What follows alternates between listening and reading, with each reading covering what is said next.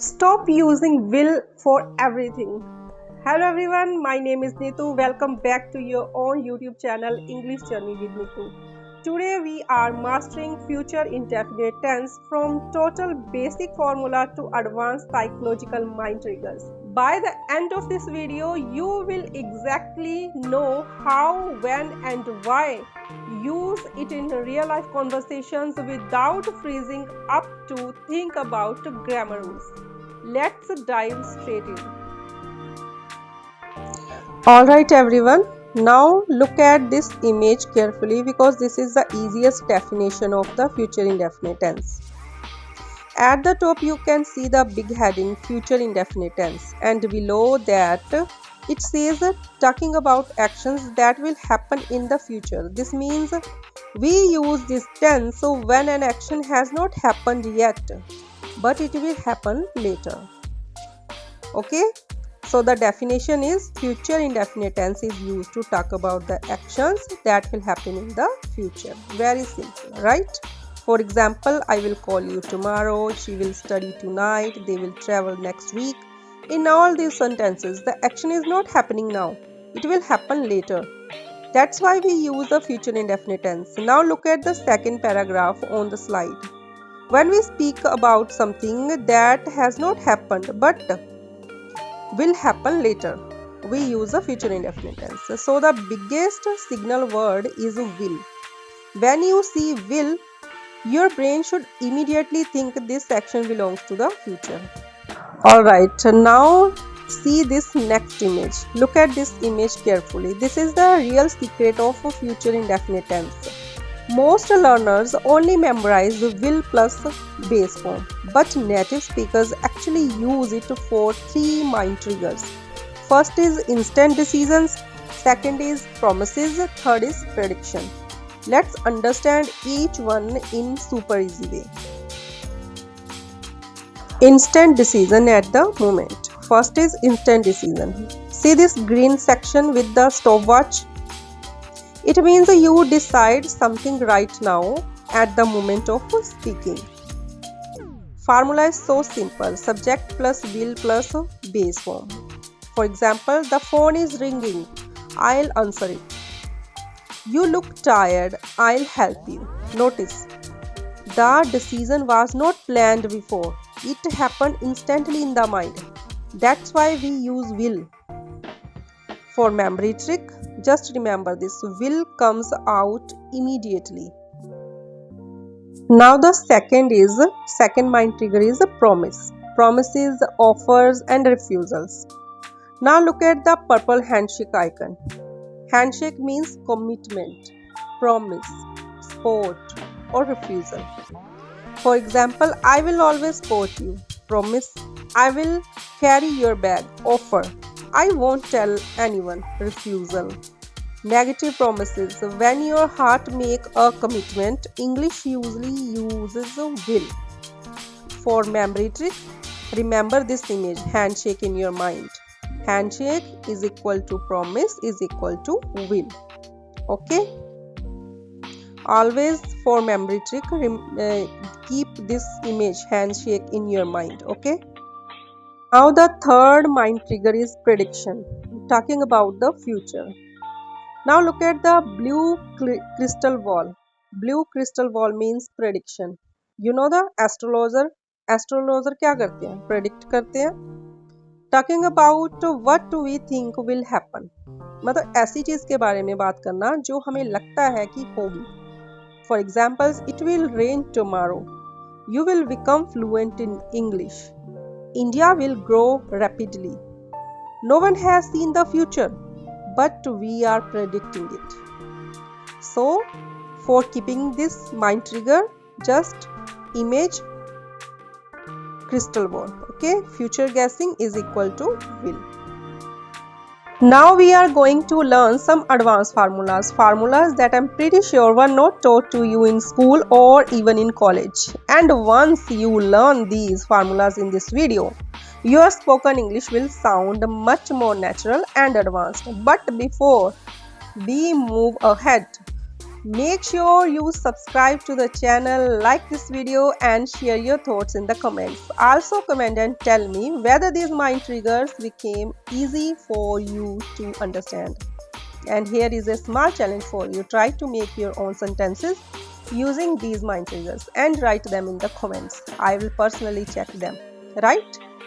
Then let's move forward the advanced formulas. Now the first advanced formula is going to versus will. Use going to. Going to. In spoken English, the contraction form of going to is gonna. When an action is already planned or when you have physical evidence right now. Okay, there are 2 points. First is evidence, second is planned. Going to is used when there is solid evidence. For example, look at those pitch black clouds. It's going to rain. But will is used for spontaneous. The sky is getting a bit dark. I think it will rain. Going to use for planned. I bought my tickets. I am going to visit Paris next week. But will is not planned. Maybe I'll visit Paris next year. Okay? So keep these 2 points in your mind. First is evidence, solid evidence, then use going to instead of will. But if there is no evidence, then use will. And planned. If there is full planning, then use going to. And there is no plan, then use will. Okay? The second advanced formula is the conditional future. Conditional. Advanced conditions combine the present and future to talk about realistic outcomes. For example, formula is so simple. If plus present simple, subject plus will plus base form of verb. For example, if you practice every day, your English will improve. Second example, if it rains, we won't go to the park. So, there are 2 sentences. In first sentence, their condition, and in second sentence, will is used for explaining that condition, the result of that condition. Okay? The third advanced formula is the modal substitutes for uncertainty.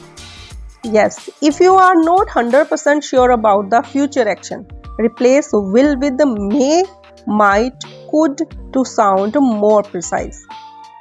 For example, I will go to the party, certain. Uncertain, I might go to the party if I finish work early. Okay, so just keep this thing in your mind that if there is certain thing, then use will, and if there is no certain, then use might, may, could or another modal. Okay? Now this is the simple basic formula which you taught in your school or in your college. First is subject plus will plus base form of verb.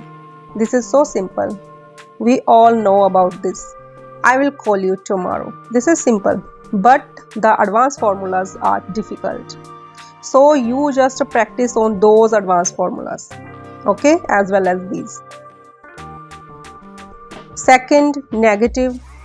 Subject plus will not. The contraction form of will not is won't. Plus verb plus base form. For example, she won't attend the meeting. You know, in our schooling, in traditional English, there are 2 helping verbs for future, will and shall. But in modern English, there is only 1 helping verb, will. Shall is used for some wares, but will is used for every noun, every pronoun, I, we, you, they, he, she, it, everywhere. Now the questionable sentences formula is so simple. Will plus subject plus base form of verb. For example, will they arrive on time? WH question formula. First is WH word. You all know about what is WH word. What, when, who, whom, how. These are called WH word. WH word plus will plus shall plus subject plus not plus first form of verb plus object. Actually, this formula is for combined WH questionable or negative. Okay, so where will he not go tomorrow? Why shall they not help us? But if you are using the contraction, then where won't he go tomorrow? Why shan't they help us? Okay, won't and shan't. Won't, shan't. These are two contraction form of. Oh, here is the formula that I have told in previous slide. WH word plus won't plus subject plus first form of verb plus object. Okay, won't for will not contraction form won't, and shall not contraction form is shan't. And if you are not using combined questionable and WH questionable and negative form, only WH questionable formula, then this formula is so simple. WH word plus will plus subject plus first form of verb plus object. Examples are given here. Two examples. First is, where will he go tomorrow? Why will they help us? Okay. So this is the formula for WH question formula, not combined. There is no negative, there is only WH question. And if you are not using WH word, then remove this WH word and the formula is same as will plus subject plus first form of verb plus object. Alright everyone, now let's understand one of the most confusing topics in spoken English, will versus shall. Look at the top of the slide. The big question is, where do we use shall in future indefinite tense? Because nowadays most people mostly use will, but shall is still used in some special situations. Let's understand it step by step. In modern English, first look at the green box on the left side. It says, will is common everywhere, shall is less common in daily conversation. This means in modern spoken English, native speakers usually say, I'll call you and we will go tomorrow, instead of I shall call you and we shall go tomorrow. So for normal daily conversation, will is the most natural choice. Easy memory trick. Now look at the purple memory trick section. Will is equal to normal future. Shall is equal to formal style or polite suggestion. Shall is used for formal style or polite suggestion. Okay, just keep this thing in your mind. This is the easiest way to remember the difference. Where do we use still? Use shall. Now move to the right side of the slide. Here we have two important situations where shall is still used. Situation 1, for suggestions. When we politely suggest something, we can use shall. Example, shall we start? Shall we go out? These sentences sound polite, soft and formal. Mind trick, shall we? Situation 2, formal English. Now look at the blue section below. In formal English, legal English speechless, or official writing, shall is still common. Okay. Thanks for watching. See you in the next session, and don't forget to subscribe, like and share this video to your family and your friends. Till then, bye bye.